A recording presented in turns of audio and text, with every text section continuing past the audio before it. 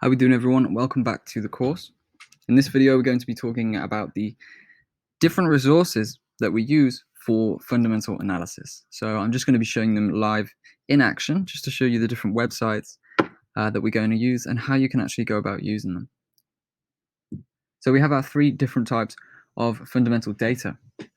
We've got central banks, geopolitical events, and economic data. Okay, we've outlined these in the chapter, and we've outlined how we use each. And now we're just going to look at the resources on how you find the actual information for each one. So the real starting point for your fundamental analysis is going to be heading over to an economic calendar and getting in line with the upcoming fundamentals. The economic calendar that I personally choose to use myself is Forex Factory. Okay, this is, in my opinion, the easiest to use, the easiest to filter, the easiest to outline all of that important data. So that is actually what I use. There are a few more, and we've got FX Street as well, and Daily FX are notable ones. But to me, these ones are not quite as pretty. This is one I used to use, but I soon switched over to Forex Factory, and I've stayed there since. So this is where we begin, because this is where we're going to see economic data and central bank data as well, all lined up in a calendar, ready to actually trade. So first thing we're going to do, head over to Forex Factory, head over to the calendar, okay, which is the economic calendar. And then what we can do from here is actually filter the information that we get, right? We can filter that expected impact, and we can also filter the currencies, okay? And we can filter the event types as well. So if we look at the chart for the week here, the calendar for the week, we can see it's absolutely packed full of information, so much data. But the thing is, so much of it is very low impact that we're not really going to need it inside of our trading, okay? And this is exactly what I've spoken about in the other episodes in the chapter. This low and medium impact data rarely ever actually causes a notable effect on the market and is likely to never really sway our trades. So what we only want to focus on, what we only need to focus on is this high impact data, okay, these red little factory symbols. So what we're going to do is just filter out all of the lower impact data. And then we can actually go ahead and filter the currencies that we're going to be using and not using, right? So for example, myself, while I don't trade all of these, I will be leaving them all on because they do correlate with one another, except for the Chinese yen. Okay, this is something I'm not interested in.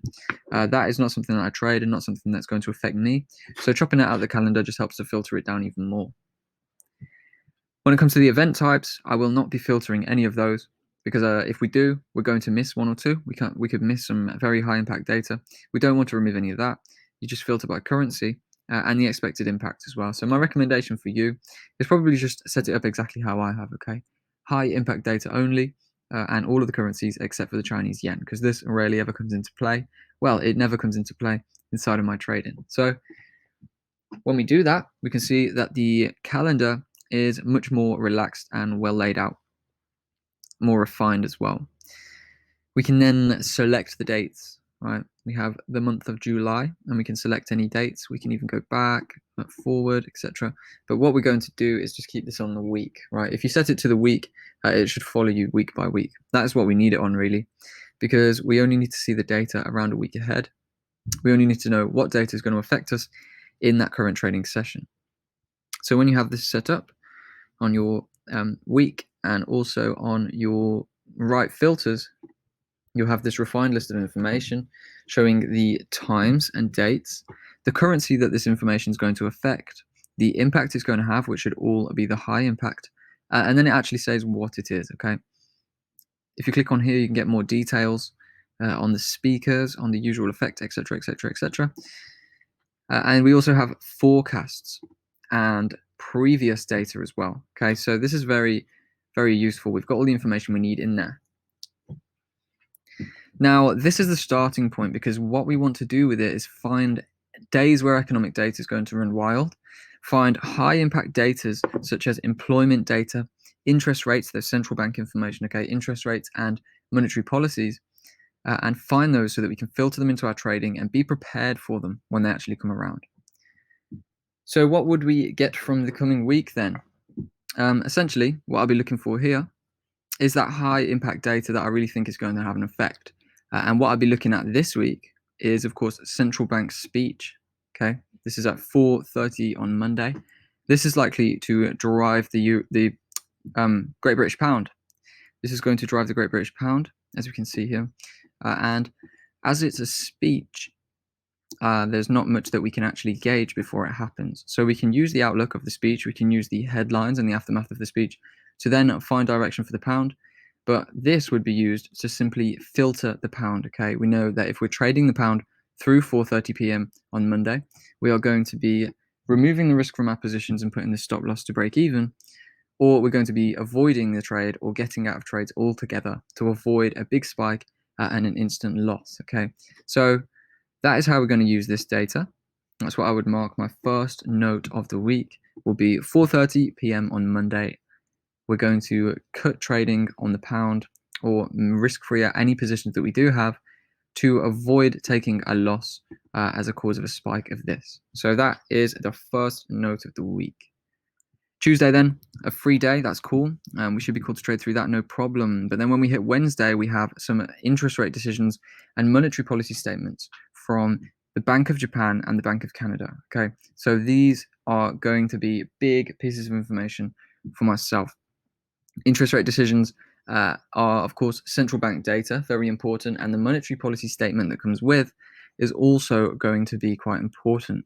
So Wednesday is probably going to be a day to avoid the Japanese yen and the Canadian dollar until we've seen those data come out and until we can actually gauge the reaction and the reasoning behind the monetary policy changes and any interest rate changes that we may see. So definitely going to be noting down those interest rate decisions and monetary policy statements on Wednesday. Now, Thursday also has interest rate decisions for the Eurozone. Okay, we have ECB press conference, we've got monetary policy statement, and we have an interest rate decision from the European Central Bank. Australian dollar employment change and unemployment rate data as well is going to have quite the effect upon the market. So the central bank data is what we look for first, and then anything regarding employment. Okay, employment and labor markets can have a huge effect on the economy, so it's definitely worth watching and looking for. So from there, then the lower impact stuff, the economic data that we've spoken about, things like core retail sales and retail sales over here. That's pretty much the only lower impact data, economic data that we've got for the week coming up. So that is pretty much how we're going to run through the calendar. Okay, you just want to pinpoint those important central bank datas and also pinpoint any economic data that's likely to cause movements in the market. When you've got all those outlined, you are ready to then go ahead into the trading session, into the trading week, knowing that you're not going to get caught up on any of this information. Okay, so this shows a pretty big week for data, right? We've got multiple monetary policy statements and interest rate decisions, and normally we don't have that much data. We maybe have like one crazy week each month where there's a big bombardment of data. Sometimes we have more, sometimes we have less. And weeks like this really shine on why we actually do this, checking the economics. Let's say you were to not check any calendars and you've got no idea what date is coming up. You're going to trade as normal. Through Monday and Tuesday, you'll probably be okay.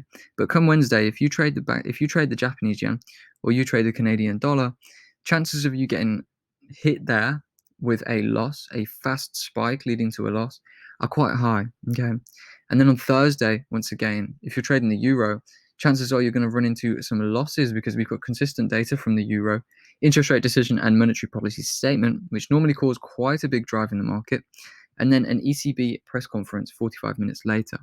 So if you're not keeping an eye out, you're probably going to take quite a few hits this week, okay, mainly on Wednesday and Thursday, which could really mess up your whole week's session and really wipe clean your results that you've gained earlier in the week. So being able to filter the data like this and being able to understand when the data is going to come up and what currencies you should and shouldn't avoid trading really is going to give you that edge. So this is where we're going to begin. Forex Factory or any other economic calendar of your choice, and just filter that data at the start of each week, usually on the weekend, and get to grips with the economics coming up so that you know what data to dodge and what data could potentially provide some interesting opportunities in line with the trend and in line with your technical analysis. Cool, that's where we begin. Now that we've done that, we're just going to quickly talk about keeping up with the actual data and the actual geopolitical events that come out and that are happening in the world as we go. So an economic calendar is going to be very important.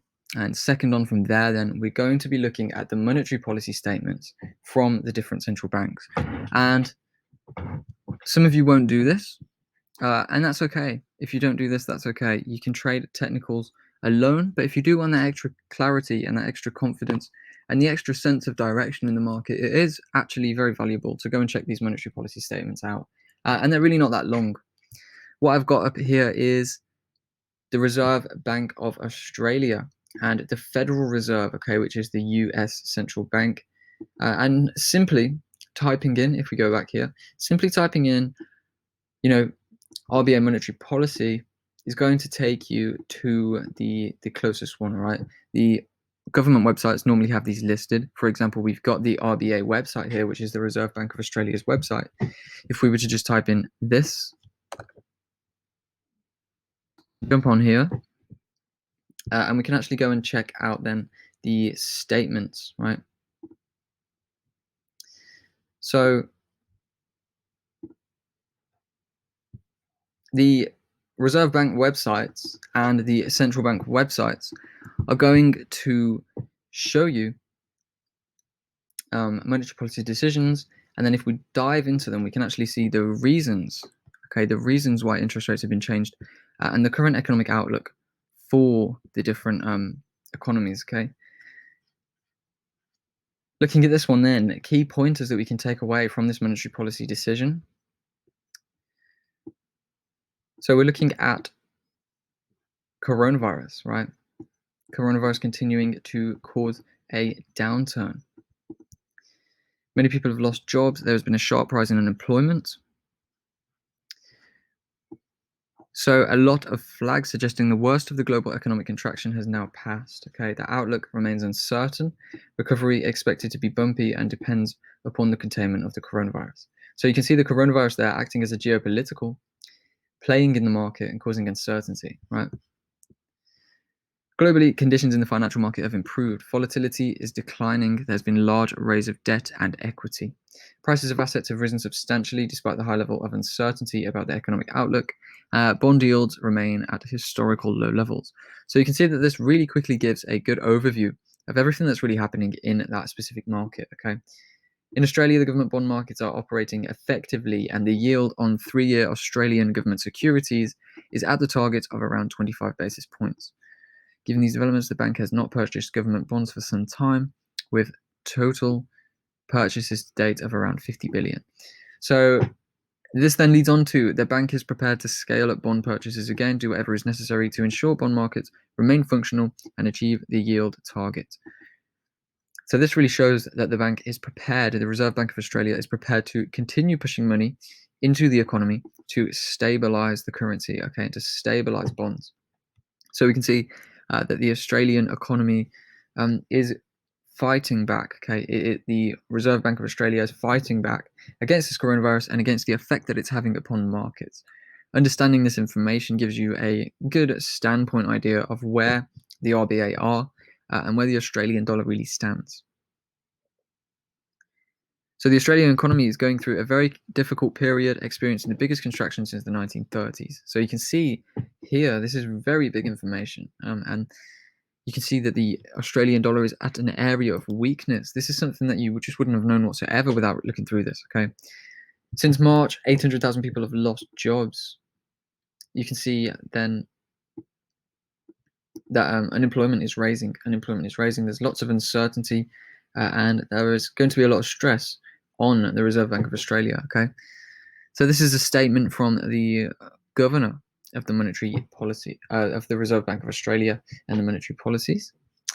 And it's definitely worth looking through this just to keep up to date with everything: inflation, labor markets, jobs, economic recovery and rebound, things like this. You're going to get a very good outlook on the overall performance and condition of the Australian economy. Okay. Another example then we have the monetary policy report from the Federal Reserve. So this one once again is talking about COVID-19 and how this has pushing a lot of hardship into the United States and the rest of the world. So we can see unemployment rate, which has been at a 50-year low, has soared to a post-war record high. Right, weaker demand, significantly lower oil prices are holding down consumer price inflation. All these things giving us a very quick, brief, and effective overview of where the US stands, the US economy.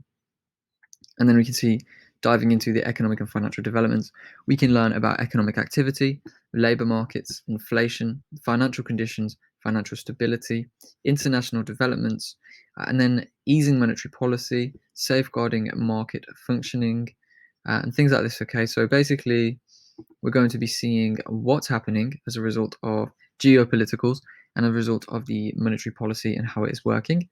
And we're also going to see what they're changing in response to developments, okay, in response to anything that's going down right now. So that is how we're going to use these. We can simply search them up. All it takes is a quick 5 minutes to just skim through, to read through, and you can find quite a lot of information in here.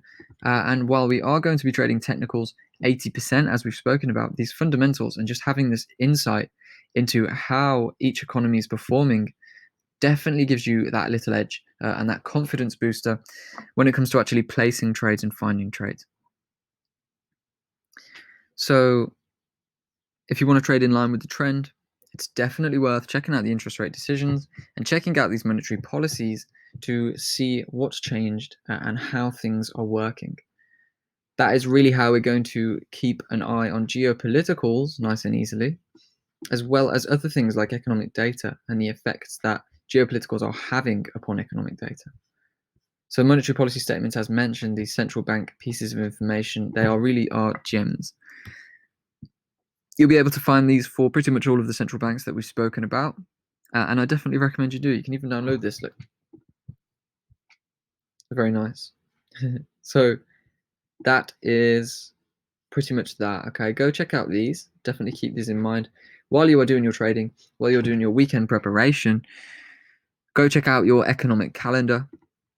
Find the information coming up. Find the currencies it's going to be affecting. And then shift your focus over to these monetary policy statements and just have a look at the geopoliticals and the overall economic standpoint of each global economy and country. Now, another thing, real quick then, is if we jump over to a website like FX Street or Daily FX, we have this Forex news, okay? And what I want to mention is the importance of not getting sucked into this, right? Let's have a look at this. We have GBP USD battling to extend gains beyond 1.26. USD ZAR price analysis, GBP USD to test the 200 DMA. Okay, all of this thing, to be honest, is not going to be valuable for you. All of this thing is actually probably just going to distract you from your own analysis, distract you from the actual monetary policies and overall trend, and also distract you from your own technical analysis when you've done it. So I would like to say, when it comes to things like these individual articles about currencies and where they're going to go next, probably don't get too involved with those, okay?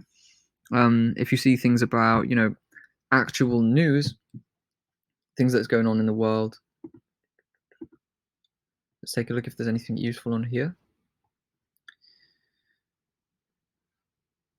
Okay, stuff like this. Saudi Arabia's oil exports in August to remain similar to July levels. So this could give us a nice insight on oil and demand and supply of oil. But then when it comes to things like this, GBP USD to test the 200 DMA, that is not really so valuable, okay? This one, again, news stories, you can look at those. News stories, look at them. Take them with a pinch of salt, but definitely go ahead and check those out.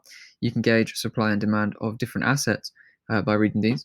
But when it comes to these actual other people's technical analysis, like this one, for example, this is kind of not really something that we want to go and look at.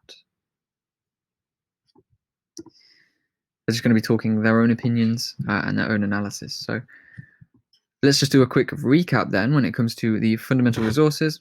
First of all, you want to find a nice economic calendar that you're happy to use. Plot out your different currencies, plot out your different data and then prepare your watch list for the week.